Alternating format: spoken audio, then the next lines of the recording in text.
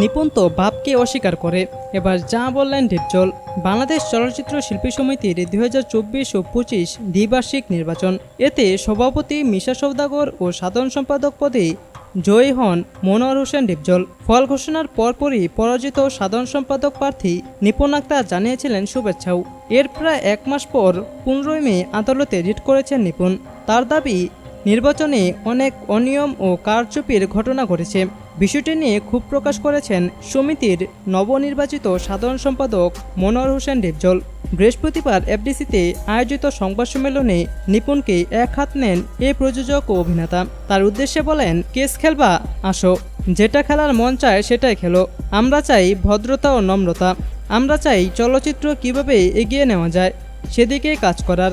আমরা ঝামেলা চাই না। এদিকে এক সাক্ষাৎকারে ডিপজলকে অশিক্ষিত বলেছেন নিপুণ।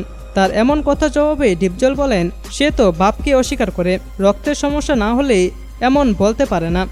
কারণ নিপুণ যাকে দিয়ে চলচ্চিত্র চিনেছে তাকেই ভুলে গেছে, অস্বীকার করছে। অন্যদিকে নির্বাচন নিয়ে নিপুণের আইনি পদক্ষেপ আইনগতভাবে মোকাবেলা করার প্রস্তুতি নিচ্ছে এই প্যানেল। পাশাপাশি ইলিয়াস কাঞ্চন নিপুণ পরিষদের সময়ে জায়েদ খান সহ বাতিল হওয়া 103 জন ভোটারের সদস্যপদও ফিরিয়ে দেওয়ার পক্ষে কমিটির বেশিরভাগ সদস্য। বিষয়টি নিয়ে ডিপজলের ভাষ্য, আমরা কাউকে আলাদা করতে চাইনি। আমি আগেও বলেছি, এখনও বলছি, যারা একদিনের জন্য সদস্য হয়েছে কিন্তু বাদ পড়েছে তারা সদস্যপদ ফিরে পাবে। যেহেতু নির্বাচিত হয়েছি, এখন তাদের সদস্যপদ ফিরিয়ে দেব।